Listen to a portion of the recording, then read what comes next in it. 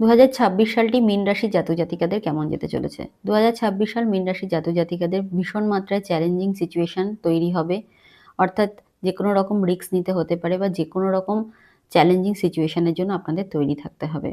মকর রাশির জাতক জাতিকাদের এই বছরটিতে বারংবার পরিবর্তন বা বারংবার সাফল্যের কাছে গিয়ে আটকে যাওয়া এরকম সিচুয়েশনও তৈরি হবে।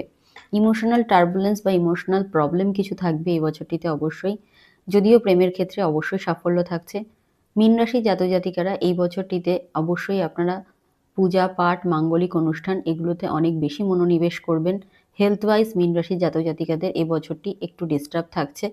ব্যবসার ক্ষেত্রে উন্নতি অনেকটাই থমকে যাবে, অর্থাৎ কেরিয়ার ওয়াইজ এই বছরটা মীন রাশির জাতক জাতিকাদের একেবারেই ভালো যাচ্ছে না।